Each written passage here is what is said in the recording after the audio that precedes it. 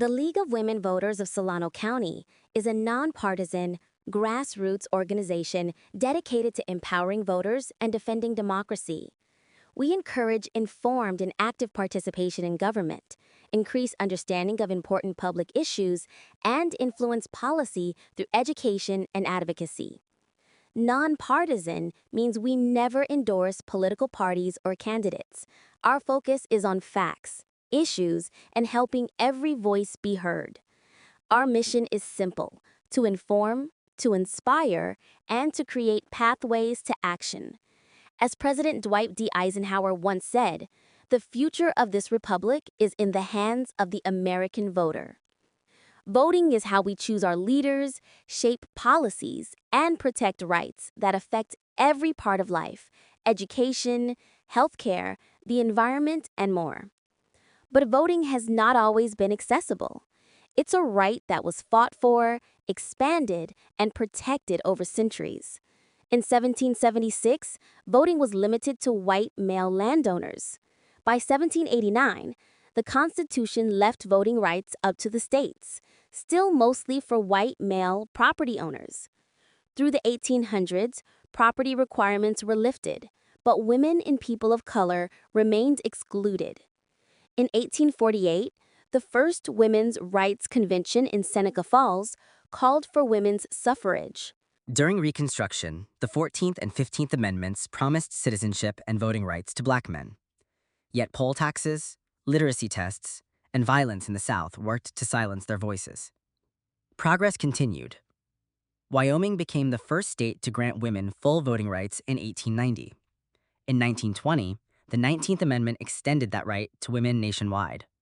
Native Americans won citizenship and voting rights in 1924. The Voting Rights Act of 1965 struck down racial discrimination in voting. Modern changes lowered the voting age to 18 in 1971, introduced easier registration with the motor voter law in 1993, and continue to evolve today, with some states expanding access and others restricting it. Every gain in voting rights happened because ordinary people demanded change. Many risked and even gave their lives to secure this freedom. That legacy is now ours to carry forward. Your vote is your voice. As Congressman John Lewis once said, "The vote is the most powerful, nonviolent tool we have." So how can you make your voice count responsibly? First, know the issues. Use official voter guides. Second, research candidates. Look at their track record, not just promises. Third, verify facts. Cross-check with trusted sources like PolitiFact, factcheck.org, or Snopes. Fourth, recognize misinformation. If a headline feels sensational or an image looks manipulated, it probably is. Finally, engage in respectful dialogue, even with people who think differently. Remember, misinformation is false information shared by mistake.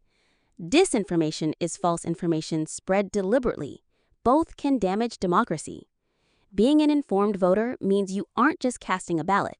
You're shaping the future with clarity and confidence. Political parties have shaped American democracy since the late 1700s. They organize elections, bring together people with shared values, and guide how laws and policies are made. Today, the United States primarily has a two-party system: the Democratic Party and the Republican Party. But smaller parties also exist: the Green Party, Libertarian Party, Peace and Freedom Party, and the American Independent Party. Each has unique views, from climate action to economic freedom, social equality to traditional values. And some voters choose no party preference, meaning they don't affiliate with any party at all.